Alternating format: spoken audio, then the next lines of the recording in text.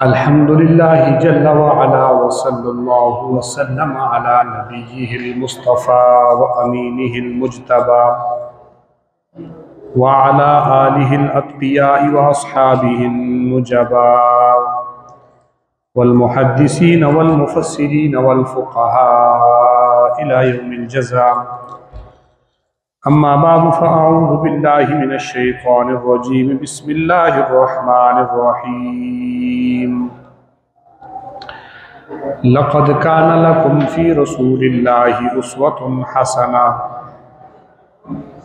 सदक़ल्लाहु मौलानल अज़ीम व सदक़ रसूलुहुन नबियुल करीम। अल्लाहुम्मा सल्लि अला सय्यिदिना व मौलाना मुहम्मदिन व अला आलि सय्यिदिना व मौलाना मुहम्मदिन व बारिक व सल्लिम। या रब्बि सल्लि व सल्लिम दाइमन अबदा अला हबीबिका खैरिल खल्क़ि कुल्लिहिम हुवल हबीबुल्लज़ी तुरजा शफ़ाअतुहु लिकुल्लि हौलिम मिनल अहवालि मुक़्तहिमी।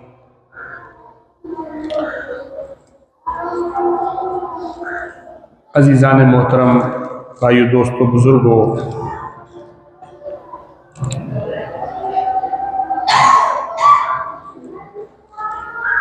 नबी पाक सल्लल्लाहु अलैहि वसल्लम का इरशाद गिरामी है। आपने फरमाया अल हयाउ शुअबतुम मिनल ईमान, कि हया ईमान का एक हिस्सा है।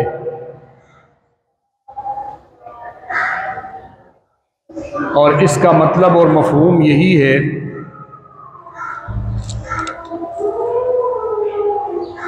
कि जिस तरीके से हया ईमान का एक हिस्सा, एक जुज़ है, ऐसे ही जो चीज़ हया के बरखिलाफ हो वो ईमान के बरखिलाफ होगी। एक दूसरी हदीस में नबी पाक सल्लल्लाहु अलैहि वसल्लम ने फरमाया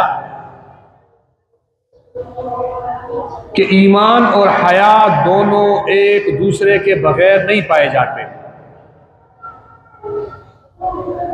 जब हया होगी तो ईमान होगा, और जब ईमान होगा तो हया होगी। यानी ऐसा नहीं हो सकता कि कोई हयादार तो हो लेकिन ईमानदार ना हो, कोई ईमानदार तो हो लेकिन हयादार ना हो, ऐसा नहीं होता। ये ईमान का ऐसा हिस्सा है कि ये ईमान के साथ लाजिम मलजूम है।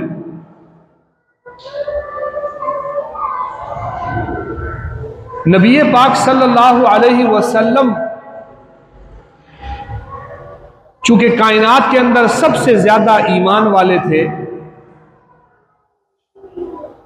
तो कायनात में आप सबसे बड़े हयादार भी थे। जिस तरीके से आपके ईमान जैसा ईमान किसी के पास नहीं, ऐसे आप जैसी हया भी किसी के पास नहीं। जिस तरीके से नबी पाक सल्लल्लाहु अलैहि वसल्लम ईमान का मरकज और महवर थे, ऐसे ही नबी पाक सल्लल्लाहु अलैहि वसल्लम हया के भी मरकज और महवर थे।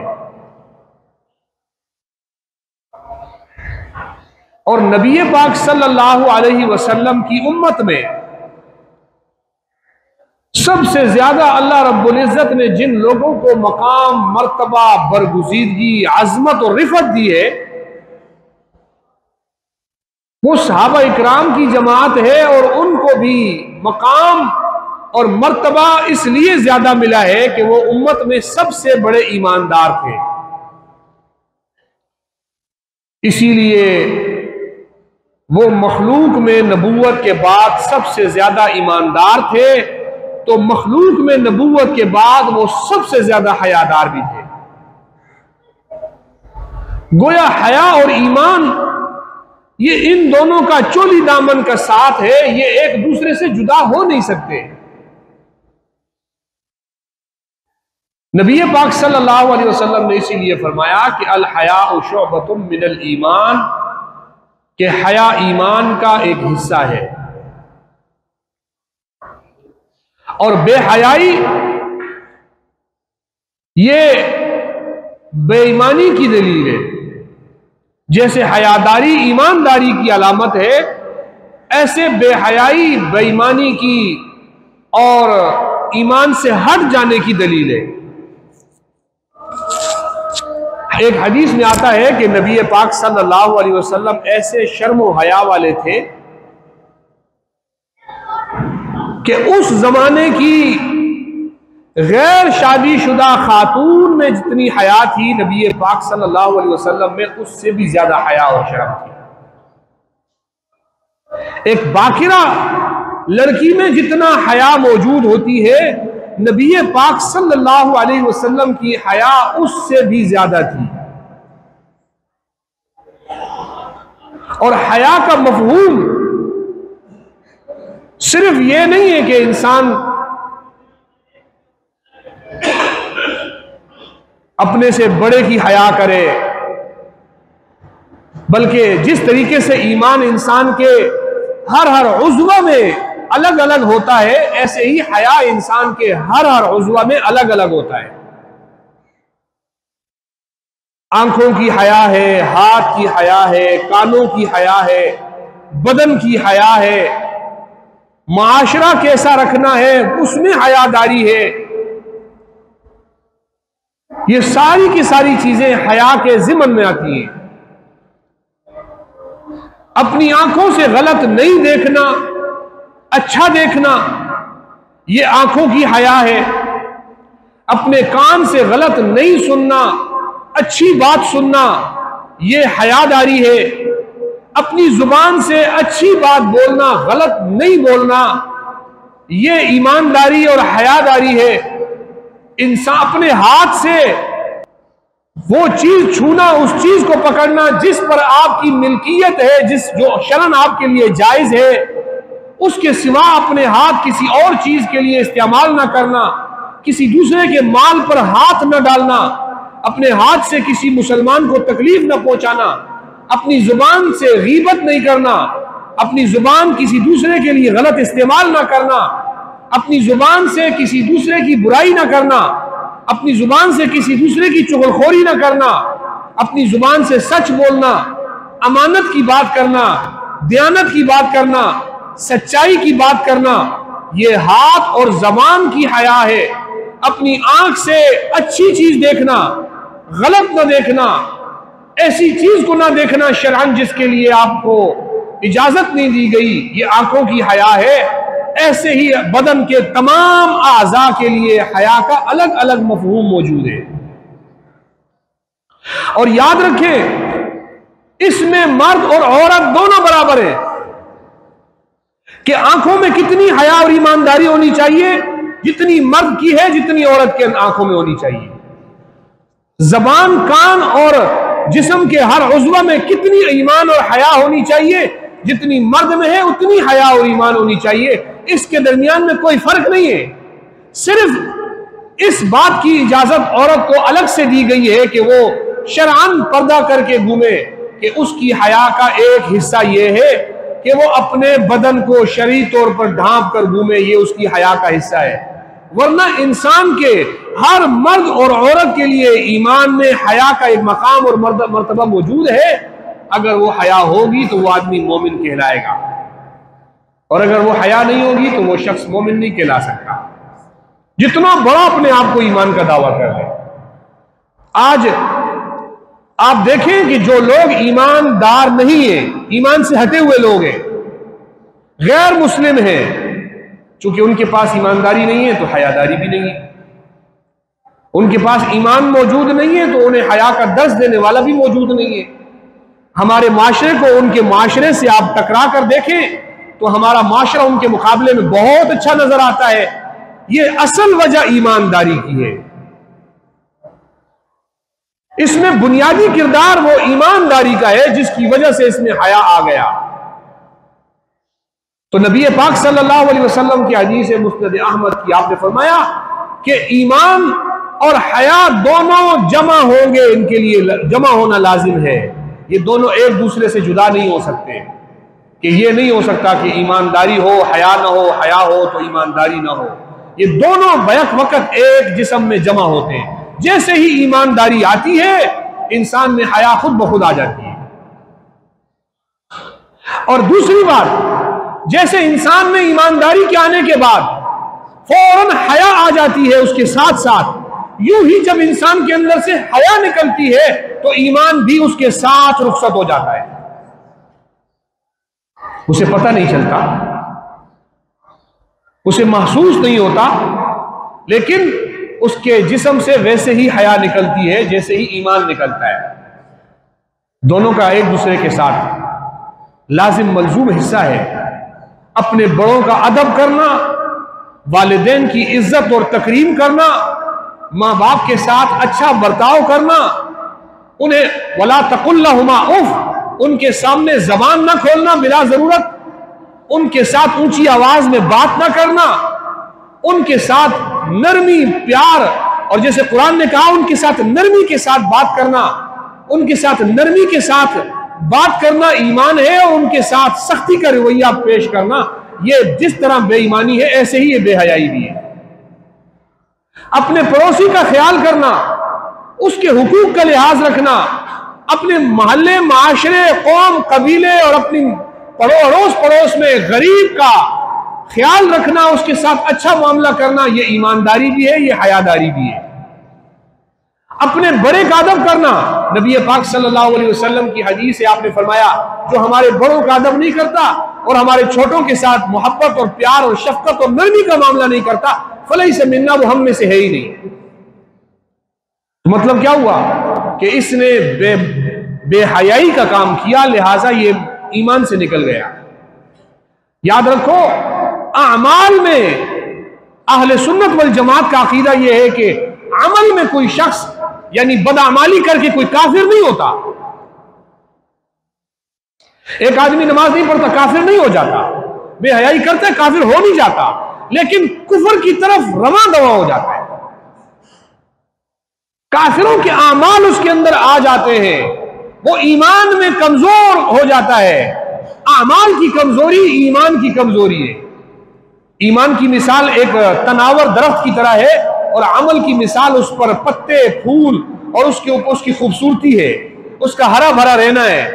अब फूल पत्ते गिर जाने से दरख्त खत्म नहीं होता, लेकिन वो दरख्त बेनूर हो जाता है, वो दरख्त बेमजा हो जाता है, उस दरख्त की खूबसूरती खत्म हो जाती है। वो घर के वो जिस जगह पे होता है वो जगह वीरान लगती है, वो जिस जगह पे होता है वो जगह बयाबान लगती है, जंगल लगती है। लिहाजा उस दरख्त की खूबसूरती, वो ईमान जिस तरीके से इंसान के अंदर उस दरख्त की तरह है, अमल उस पर खूबसूरत फूलों की तरह है। मोमिन की खूबसूरती उसके अमल से नजर आती है, उसकी नमाज, उसका रोजा, उसकी ज़कात, उसका हज, उसकी ज़कात, उसके सदकात, मोहल्ले के अंदर माशरे के अंदर अच्छा रवैया, अच्छा बर्ताव, हुस्न सुलूक, लोगों के साथ अच्छा मामला करना, ये उसके ईमान के खूबसूरत फूल हैं। जब ये फूल होंगे तो उसका ईमान भी अच्छा नजर आएगा, और जब ये नहीं होंगे तो ईमान भी अच्छा नजर नहीं आएगा। नबी पाक सल्लल्लाहु अलैहि वसल्लम की एक हदीस से आपने फरमाया, इज़ा लम तस्तही फस्ना मा शिता, अगर तुम में हया बाकी नहीं रही तो तुम में फिर सब कुछ करने की तुम जाओ जो करना है कर लो। हया बाकी नहीं, फिर क्या बाकी रह गया?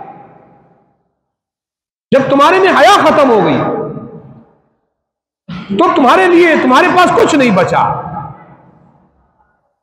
इसलिए ईमान का जो मरकज है, ईमान का महवर है, वो इंसान के बदन के अंदर ईमानियात और अच्छे आमाल का नजर आना है।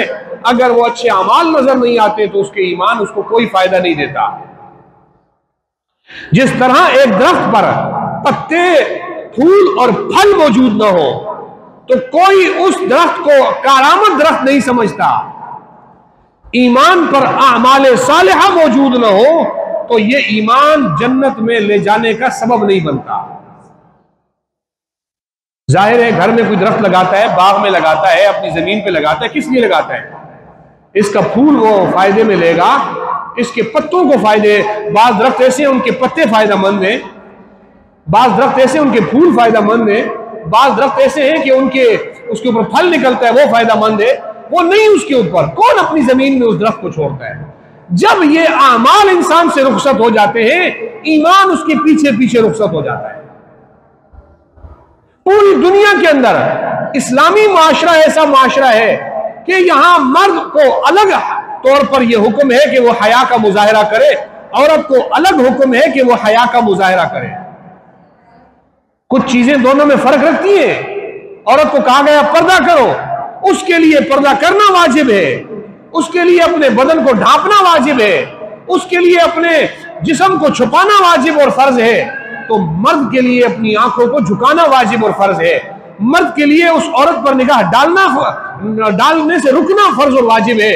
मर्द के लिए उस औरत को बिला जरूरत उसके करीब जाने से रुकना उस पर फर्ज और वाजिब है। दोनों पर अलग अलग अहकामात मौजूद है। यह नहीं है कि इस पर तो हुक्म मौजूद है और उस पर नहीं। लेकिन किसी के साथ शरीयत ने जुल्म नहीं किया, शरीयत ने किसी के साथ ज्यादती नहीं की। अगर कोई यह कहता है कि मर्द जो है उसकी वो नजर का सही इस्तेमाल नहीं करता, लिहाजा पर्दे की जरूरत नहीं, तो याद रखो क़यामत वाले दिन मर्द ने अपना हिसाब व किताब अल्लाह को देना है और औरत ने अपना हिसाब व किताब अल्लाह को देना है। मर्द इस बात का हिसाब देगा कि उसने बेहयाई क्यों की, उसने बेपर्दगी क्यों करवाई, उसने जो है गलत इस्तेमाल अपने आज़ा का क्यों किया, और औरत को अलग हिसाब देना पड़ेगा कि उसने क्यों गलत इस्तेमाल किया अपने जो है अमाल बद के जरिए से। दोनों का अलग अलग हुक्म है, अलग अलग हिसाब है दोनों का। तो ईमान के अंदर हया एक बुनियादी चीज का दर्जा रखती है। और मैंने बताया हया का मफहूम बहुत वसी है। सिर्फ ये नहीं है कि नजरों की हिफाजत कर लेना बस यही हया है, नहीं। अपने भाई के माल पर हाथ डालते हुए शर्माना कि मुझे इसका माल नहीं छीनना, अपने पड़ोसी की मिल्कियत पर उसका गलत इस्तेमाल करना, अपने दुकान पर आने वाले खरीदार के माल को उससे नाजायज तरीके से लेना, किसी पर कोई नाजायज चीज बेचना, जितनी भी चीजें हैं ये सारी की सारी चीजें ये गलत तरीके होंगे तो बेहयाई में शामिल हो जाएंगी। और ईमान नाम है हया का।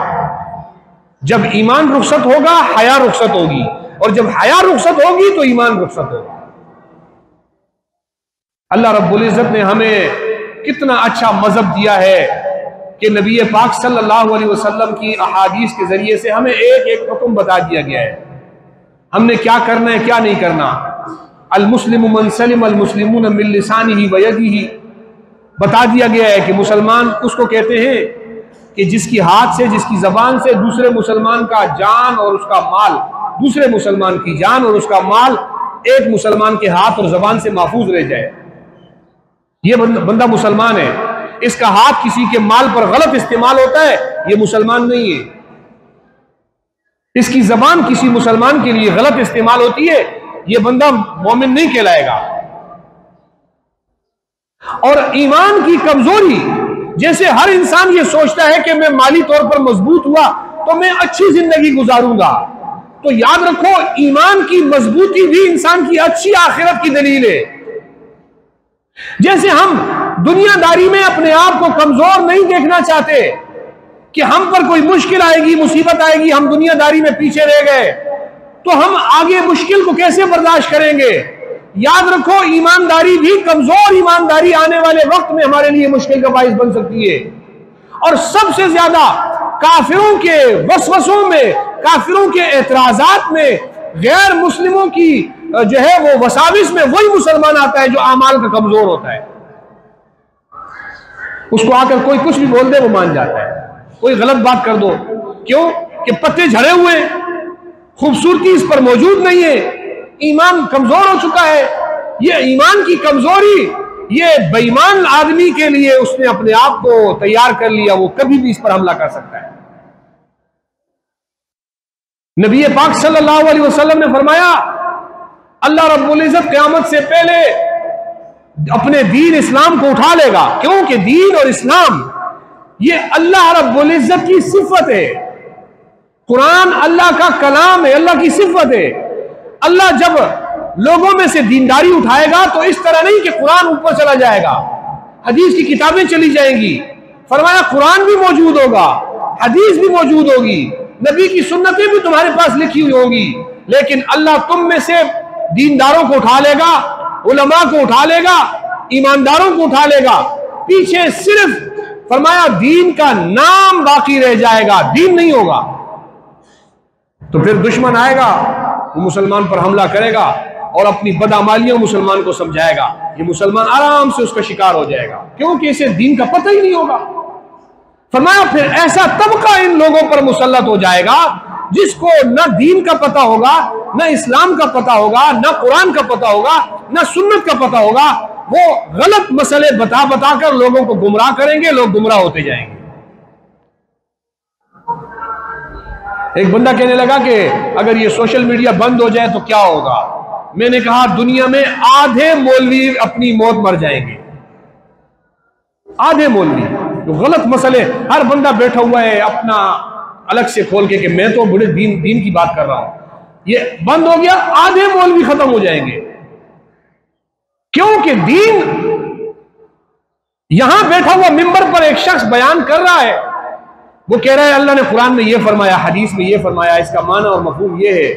तो यहां बैठे हुए हर फर्द को इस बात की इजाजत है, वो पूछ सकता है कि मौलवी साहब ये बात कहां लिखी हुई है। आपने तो कह दिया, लिखी हुई कहां है?